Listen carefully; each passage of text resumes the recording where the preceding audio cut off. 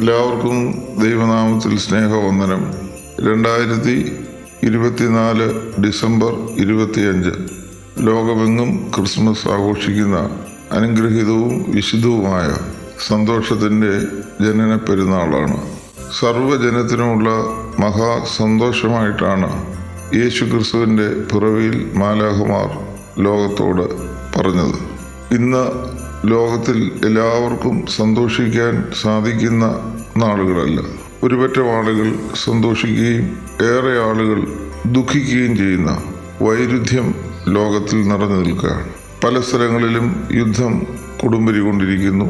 പട്ടിണി മരണങ്ങൾ, പലായനങ്ങൾ, മനുഷ്യർ എല്ലാം ഉപേക്ഷിച്ച് അഭയാർത്ഥികളായി തീരുന്ന വേദനയുടെയും ദുഃഖത്തിൻ്റെയും ചിത്രങ്ങളാണ് ഏറെയും നാം കാണുന്നത്. ഇങ്ങനെയുള്ള ഒരു ലോകത്തിൽ ക്രിസ്മസ് എല്ലാവർക്കും സന്തോഷമായി തീരുന്നത് എങ്ങനെയാണ് ലോകത്തിൽ സന്തോഷവും സമാധാനവും നിലനിർത്തുന്നത് എന്ന് നമ്മൾ ചിന്തിക്കുന്നതിനും ആലോചിക്കുന്നതിനും കൂടിയാണ് ഓരോ ക്രിസ്മസിലും നമ്മൾ പരിശ്രമിക്കേണ്ടത്. എല്ലാവരും സന്തോഷിക്കുമ്പോൾ മാത്രമേ ദൈവം സന്തോഷിക്കുകയുള്ളൂ. ഒരു ഭവനത്തിൽ അപ്പനും അമ്മയും മക്കളും ഒരുമിച്ച് സന്തോഷിക്കുമ്പോഴാണ് ആ വീട്ടിൽ സന്തോഷം നിറഞ്ഞു നിൽക്കുന്നത്. എന്നാൽ അപ്പൻ മദ്യപാനിയാണ് എന്ന് വിചാരിച്ചാൽ ആ മദ്യപാനത്തിൽ അപ്പന് അല്പ സന്തോഷവും അല്ലെങ്കിൽ ജഡത്തിൻ്റെ ഉല്ലാസങ്ങളും സാധിക്കുന്നു എന്ന് തോന്നാം. എന്നാൽ അമ്മയും മക്കളും ദുഃഖിക്കുകയും കരയുകയും ചെയ്യുകയാണ്. അത്തരത്തിൽ ഉള്ള ഭവനങ്ങൾക്ക് സമാധാനം എന്ന് പറയാൻ ഒക്കാത്തതുപോലെ ഈ സൃഷ്ടപ്രപഞ്ചം സൃഷ്ടിച്ച സൃഷ്ടിതാവും പരിപാലകനുമായ ദൈവം എല്ലാ സൃഷ്ടജാലങ്ങളും, അതിലേറ്റവും പ്രത്യേകിച്ച് സൃഷ്ടിയുടെ മകുടമായി സൃഷ്ടിച്ച എല്ലാ മനുഷ്യരിലും സമത്വത്തിലും സാഹോദര്യത്തിലും സ്നേഹത്തിലും സമഭാവനയിലും ദൈവമക്കളായി ജീവിക്കുന്നതിന്, ദൈവമക്കൾ എന്ന് പറയുമ്പോൾ സാഹോദര്യവും സഹോദരങ്ങളാണ് എന്നുള്ള ചിന്തയും എല്ലായ്പ്പോഴും നിലനിൽക്കുക എന്നുള്ളത് തന്നെയാണ്. എന്നാൽ ഇന്ന് അത് സാധിക്കാത്തതിൻ്റെ കാരണം എന്താണ്? സാധിക്കാത്തതിൻ്റെ പ്രധാന കാരണം ദൈവത്തെ മനുഷ്യൻ തങ്ങളുടെ ജീവിതത്തിൻ്റെ കേന്ദ്രത്തിൽ നിന്ന് അകറ്റുന്നു. ദൈവമില്ല എങ്കിലും കുഴപ്പമില്ല എന്ന് ചിന്തിക്കുന്ന ഒരു ചിന്ത ലോകത്തിൽ ഈ അതിഭൗതികയുടെ നാളുകളിൽ വർദ്ധിച്ചിരിക്കുന്നത് കൊണ്ടാണ്. ഒരു കൂട്ടം ആളുകൾക്ക് God is A non issue, ദൈവം ഒരു വിഷയമല്ല. അവർ ദൈവനിഷേധികളല്ല, എന്നാൽ ദൈവത്തിൽ അവർ പൂർണ്ണമായി തങ്ങളുടെ ജീവിതത്തിൻ്റെ അർത്ഥം കാണുന്നതിന് ശ്രമിക്കുന്നില്ല എന്ന് മാത്രമാണ് ഉള്ളത്. ഇതിൻ്റെ വെളിച്ചത്തിൽ ഒന്ന് രണ്ട് കാര്യങ്ങൾ ഈ ക്രിസ്മസിൻ്റെ അടയാളപ്പെടുത്തലിൽ നമുക്ക് കാണാൻ സാധിക്കും. യേശു ക്രിസ്തുവിൻ്റെ ജനനം ആദ്യമായി കേൾക്കുന്നത് ആട്ടിടയന്മാരാണ്. ഈ ആട്ടിടയന്മാർ സമൂഹത്തിൽ നിന്ന് തിരസ്കരിക്കപ്പെട്ടവരാണ്. അവർ നഗരവാതിലിന് വെളിയിൽ ആടുകളുമായി ജീവിക്കുന്നവരാണ്. അവർ യഹൂദന്മാരെ സംബന്ധിച്ചിടത്തോളം ഇവർ തള്ളപ്പെട്ടവരും അശുദ്ധരുമായിട്ടുള്ള ആളുകളാണ്. സമൂഹത്തിൻ്റെ അരികുകളിൽ വസിക്കുന്നവരാണ്. ഈ അരികിൽ വസിക്കുന്ന മനുഷ്യർക്കാണ് ആദ്യമായി യേശുവിൻ്റെ ജനനത്തെക്കുറിച്ച് ദൂതന്മാർ അറിയിക്കുന്നത്. അരികിലുള്ള ആളുകളെ ഏറ്റവും നടുവിലാക്കുന്ന ഒരു ദൈവിക പദ്ധതിയാണ് എന്ന് മാത്രമല്ല, ഈ വാർത്ത കേട്ട ആട്ടിടയന്മാർ അവർ യാത്ര ചെയ്ത് യേശു കുഞ്ഞിനെ കാണാൻ വരികയാണ്. ഇത് സൂചിപ്പിക്കുന്ന ഒരു സൂചന, മനുഷ്യൻ്റെ ഏറ്റവും അടിസ്ഥാന ആവശ്യം എല്ലാവരും യാത്ര ചെയ്ത് എത്തേണ്ടത് നമ്മുടെ സൃഷ്ടിതാവും പരിപാലകനുമായ ദൈവത്തിലാണ്. രണ്ടാമത് നമ്മൾ കാണുന്നത് വിദ്വാൻമാർക്കാണ് ഈ യേശുവിനെ കാണാനായിട്ട് വരുന്നത്. വിദ്വാൻമാർ ഒരു വൈസ് പീപ്പിളാണ് എന്ന് പറഞ്ഞാൽ വലിയ പാണ്ഡിത്യം ഉള്ള ആളുകളാണ്, അറിവിൻ്റെ നിറവുള്ള ആളുകളാണ്. അവരും യാത്ര ചെയ്ത് എത്തുന്നത് ഈ ലോക രക്ഷകനായ യേശുവിൻ്റെ അടുത്താണ്, അല്ലെങ്കിൽ ദൈവത്തിൻ്റെ അടുത്താണ്.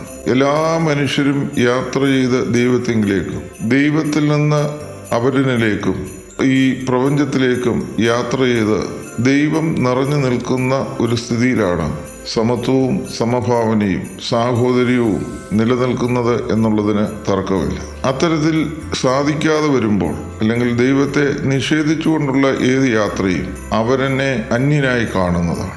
എന്നാൽ ദൈവത്തിലൂടെ ലോകത്തിലേക്ക് നോക്കുമ്പോൾ അവരൻ അന്യനല്ല, നമ്മുടെ അസ്തിത്വത്തിൻ്റെ ഭാഗമാണ്, അവൻ നമ്മുടെ സഹോദരനായി തീരുകയാണ് ചെയ്യുന്നത്. ഇത്തരത്തിലുള്ള ബോധപൂർവമായ ഒരു പരിശ്രമമാണ് നമുക്ക് ആവശ്യമായിട്ടുള്ളത്. ഇന്ന് ശാസ്ത്ര സാങ്കേതിക വിദ്യയുടെ വലിയ വളർച്ചയിൽ മനുഷ്യൻ അവൻ്റെ യുഗത്തിൽ എത്തിയിരിക്കുന്നു എന്നുള്ള ഒരു ചിന്ത വർദ്ധിക്കുമ്പോൾ ദൈവത്തെ നമ്മൾ അകറ്റുകയും ഭൗതികതയെ നമ്മുടെ ജീവിതത്തിൻ്റെ കേന്ദ്രത്തിൽ പ്രതിഷ്ഠിക്കുകയും ചെയ്യുന്നു എന്നുള്ള ഒരു വലിയ പ്രതിസന്ധി നമ്മൾ കാണുന്നു.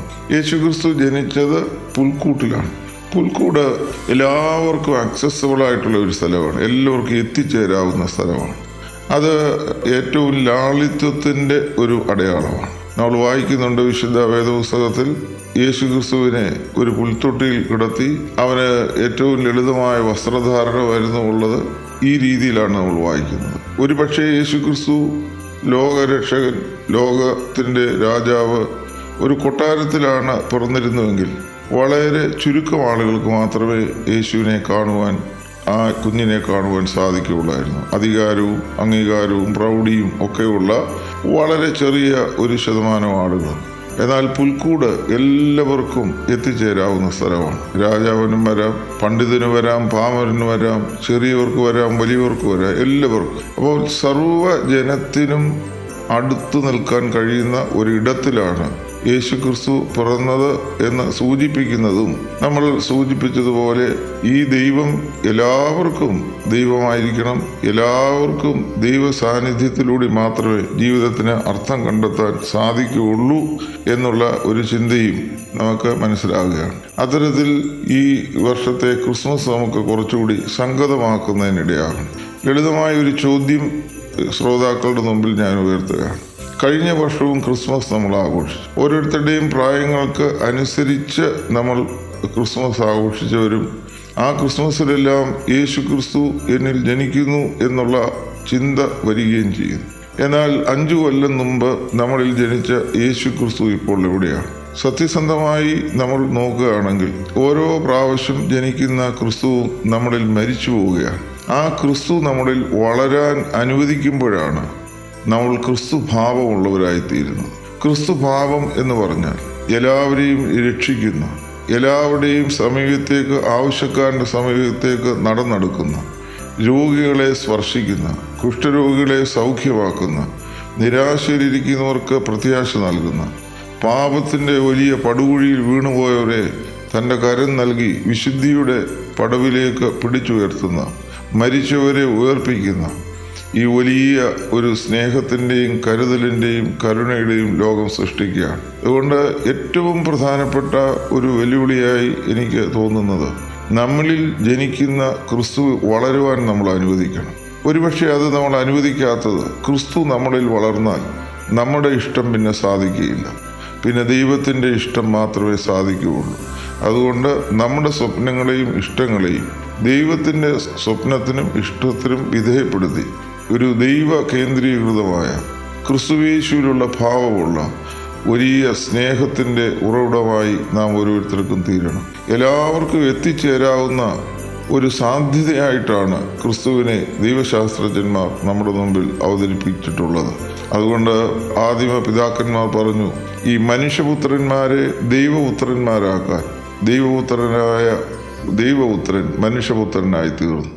അതുകൊണ്ട് ഈ മനുഷ്യന് എത്തിച്ചേരാവുന്ന ഏറ്റവും അനുഗ്രഹിക്കപ്പെട്ട രക്ഷയുടെ ഒരു തലമാണ് ക്രിസ്തുഭാവത്തിലേക്കുള്ള വളർച്ച. ഈ വർഷത്തെ ക്രിസ്മസ് ആഘോഷങ്ങളും നമ്മുടെ എല്ലാ ആരാധനകളും അന്വേഷണങ്ങളും പഠനങ്ങളും അത്തരത്തിലുള്ള ഒരു ചിന്തയിലേക്ക് ഉണർത്തി ഈ ലോകം ദൈവത്തിൻ്റെ ലോകമായി തീരാൻ, ദൈവരാജ്യമായി തീരുവാൻ, അത് ഭക്ഷണവും പാനീയവുമല്ല, നീതിയും സമാധാനവും പരിശുദ്ധാത്മാവിലുള്ള സന്തോഷമാണ്. എല്ലാവർക്കും നീതി ലഭിക്കണം. ഒരു സമൂഹത്തിലെ ഏറ്റവും അവഗണിക്കപ്പെട്ട ആളിനും ലഭിക്കേണ്ടുന്ന പരിഗണനയാണ് നീതി. ആ നീതി എല്ലാവർക്കും ലഭിക്കുമ്പോൾ പിന്നെ യുദ്ധം ആവശ്യമില്ല, പിന്നെ പട്ടിണി മരണം ഇവിടെ ഉണ്ടാകുകയില്ല, പിന്നെ പരസ്പരം യുദ്ധത്തിൽ ഏർപ്പെടുകയില്ല, പിന്നെ പലായനം ആവശ്യമായി വരുന്നില്ല. എല്ലാവർക്കും അവരുടേതായ ഇടം ലഭിക്കുകയും ദൈവം താൻ പിതാവും നമ്മൾ സഹോദരങ്ങളുമായി തീരുന്ന ആ പുതിയ ആകാശവും പുതിയ ഭൂമിയും സൃഷ്ടിക്കുന്നതിനുള്ള സമർപ്പണത്തിൻ്റെയും ധ്യാനത്തിൻ്റെയും നാളുകളായി ഇന്നും തുടർന്നുള്ള നാളുകളും ഭവിക്കട്ടെ എന്ന് പ്രാർത്ഥിക്കുകയും ആശംസിക്കുകയും ചെയ്യുന്നു. എല്ലാ ആശ്രയ FM 90 ശ്രോതാക്കൾക്കും ക്രിസ്മസിൻ്റെയും പുതിയ സംവത്സരത്തിൻ്റെയും ആശംസകൾ നേരുകയും ചെയ്യുന്നു. ദൈവം നമ്മെയും നമ്മിലൂടെ ഈ ലോകത്തെയും ഈ പ്രപഞ്ചത്തെയും അനുഗ്രഹിക്കട്ടെ.